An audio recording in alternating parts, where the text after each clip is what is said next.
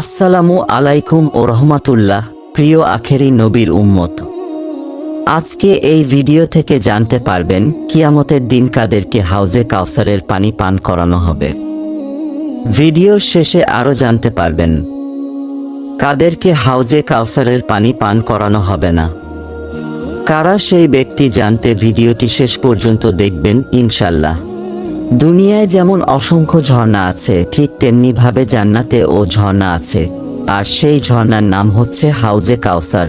কাউসার হলো জান্নাতের একটি ঝর্ণার নাম, যার পানি হবে মিশকের মতো সুগন্ধি, দুধের মতো সাদা। যে তা থেকে একবার পান করবে তার আর কখনো পিপাসা হবে না।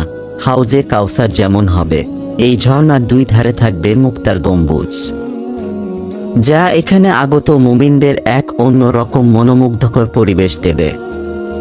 আনাস ইবনে মালিক রাদিয়াল্লাহু তাআলা আনহু সূত্রে রাসূল সাল্লাল্লাহু আলাইহি ওয়াসাল্লাম থেকে বর্ণিত, তিনি বলেন, আমি জান্নাতে ভ্রমণ করছিলাম। এমন সময় এক ঝর্ণার কাছে এলে দেখি যে তার দুই ধারে মুক্তার গম্বুজ আছে। আমি বললাম, হে জিব্রাইল, এটা কি? তিনি বলেন, এটা ওই কাউসার যা আপনার প্রতিপালক আপনাকে দান করেছেন। হাদিসটি বুখারী শরীফ থেকে নেওয়া। যারা পানি পানের সুযোগ পাবেন, এই ঝর্ণা মহান আল্লাহ তার রাসূলকে বিশেষ পুরস্কার হিসেবে দান করবেন।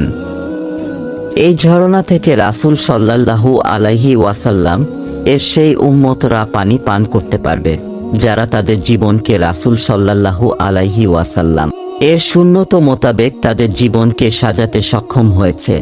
অন্য হাদিসে ইরশাদ হয়েছে, সামুরা রাদিয়াল্লাহু তাআলা আনহু বলেন, রাসূলুল্লাহ সাল্লাল্লাহু আলাইহি ওয়াসাল্লাম বলেছেন, প্রত্যেক নবীরই একটি হাউজ আছে। কার হাউজে কত বেশি পিপাসার্থের আগমন হবে এই নিয়ে তারা পরস্পর গৌরব করবেন। আমি আশা করি আমার হাউজেই সর্বাধিক সংখ্যক লোকের আগমন ঘটবে। হাদিসটি তিরমিজি শরীফের। এই হাদিস দ্বারাও বোঝা যায় যে যারা সুন্নতের অনুসারী বা প্রকৃত মুমিন, তারা হাউজে কাউসারে নবীজি সাল্লাল্লাহু আলাইহি ওয়াসাল্লামের সঙ্গে সাক্ষাৎ করার সুযোগ পাবে। রাসূল সাল্লাল্লাহু আলাইহি ওয়াসাল্লাম বলেছেন, আমার হাউজ আদান থেকে আয়লাফ পর্যন্ত বিস্তৃত হবে। এর পানি দুধের চেয়েও সাদা এবং মধুর চেয়েও মিষ্টি। এর পাত্র সংখ্যা আকাশের তারকারাজির সমান। যে একবার এই হাউস থেকে এক ঢোক পানি পান করতে পারবে, সে আর কখনো তৃষ্ণার্ত হবে না। দরিদ্র মুহাজিররা সর্বপ্রথম এর পানি পানের সৌভাগ্য লাভ করবে, যাদের মাথার চুল উস্কো খুস্কো, পোশাক ধুলোই মলিন, যারা ধনী পরিবারের মেয়েদের বিবাহ করতে পারেনি, আর যাদেরকে এই পানি পান করানো হবে না, যারা দিনের নামে নতুন নতুন জিনিস আবিষ্কার করে এবং নিজেদের পার্থিব স্বার্থে সেগুলো দিন বলে চালিয়ে দেয়, ইবাদত মনে করে মানুষকে বিদাত করার প্রতি উদ্বুদ্ধ করে, তারা হাউজে কাউসারের পানি থেকে বঞ্চিত হবে। হাদিস শরীফে ইরশাদ হয়েছে, আব্দুল্লাহ ইবনে মাসুদ রাদিয়াল্লাহু তাআলা আনহু থেকে বর্ণিত, নবী করিম সাল্লাল্লাহু আলাইহি ওয়াসাল্লাম বলেন, আমি তোমাদের আগে হাউজের কাছে গিয়ে হাজির হব, আর ওই সময় তোমাদের কতগুলো লোককে অবশ্যই আমার সামনে ওঠানো হবে, আবার আমার সামনে থেকে তাদের আলাদা করে নেওয়া হবে। তখন আমি বলবো, হে প্রতিপালক, এরা তো আমার উম্মত।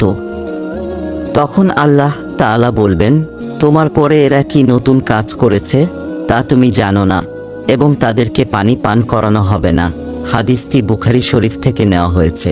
তাই আমাদের উচিত বিদাতশিরক থেকে মুক্ত থাকা, আল্লাহকে ভয় করা, আবেগের বশবর্তী হয়ে দিনের নামে এমন কিছু করা উচিত নয় যা আমাদের উভয় জাহানে ব্যর্থ করে দেয়। মহান আল্লাহ আমাদের সবাইকে বিদাত শিরিক থেকে হেফাজত করুন।